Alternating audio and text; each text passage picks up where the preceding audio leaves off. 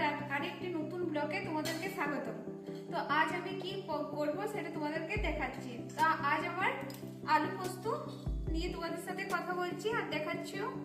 তো আমার মা এখন আটা মেখে দিয়েছে, আটার লিটি করছে আর আমি পোস্ত কিভাবে করব সেটা দেখাচ্ছি। তো প্রথমে আমি কাঁচা আলু কেটে নিয়েছি।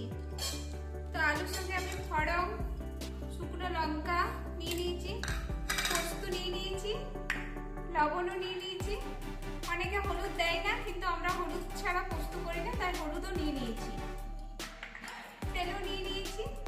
এরপরে আমি গ্যাসের মধ্যে কড়াইটা বসিয়ে দেবো। আমার কড়াই গরম হয়ে গেছে, কড়াইয়ের মধ্যে এবার আমি তেল দিয়ে দিচ্ছি।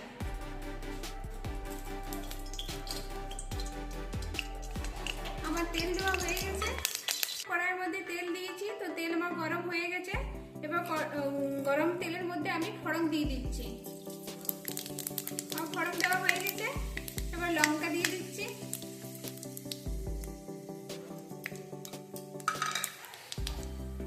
আমার তেলের মধ্যে ফড়ং লঙ্কা ভাজিয়ে গেছে, এর মধ্যে আমি আলুটা দিয়ে দিচ্ছি।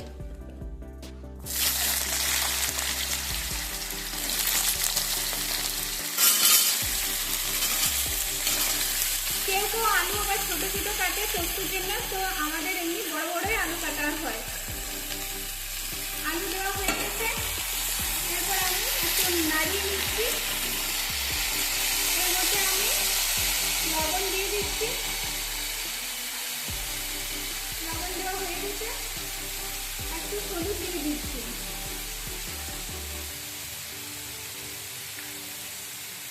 এরপর আমাকে ভালোভাবে আলুটা ভেজে নিতে হবে। তো আলুটা যখন ভাজিয়ে দিচ্ছি তারপর মা পোস্তটা বেটে দেবে। আলুটা আমি তেলের মধ্যে তো দিয়ে দিয়েছি। তো আলুটা যখন ভাজা হচ্ছে তারপর মা পোস্তটা বাটবে। তো মাকে পোস্তটা আমি দিচ্ছি। তো মা কিভাবে পোস্তটা বাটবে চলো দেখে নাও।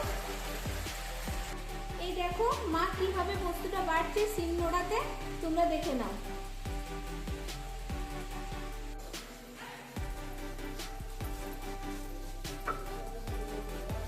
আলু ভাজা হয়ে গেছে প্রায়, এই লাল লাল বেশ আলুটা ভাজা হয়ে গেছে।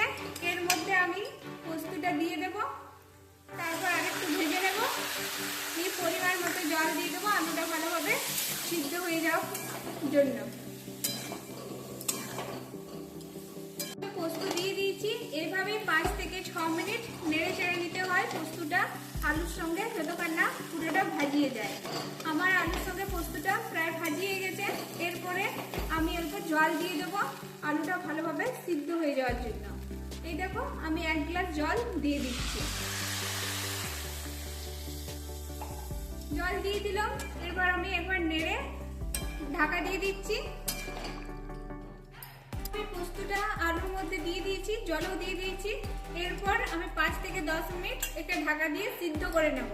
তারপর পোস্তটা কেমন হয়েছে তোমাদেরকে দেখাবো, তোমরাও জানাবে কেমন হয়েছে। তো এখন আপাতত আমি ঢাকা দিয়ে দিচ্ছি। আমার পোস্ত হয়ে গেছে, এরপর আমি গ্যাসটা বন্ধ করে দিচ্ছি। তো আমার পোস্ত যদি তোমাদের ভালো লেগে থাকে তো কমেন্ট করে জানাবে। বন্ধুরা, আমার আলু পোস্ত করার রেসিপি যদি তোমাদের ভালো লেগে থাকে তো কমেন্ট করে জানাবে।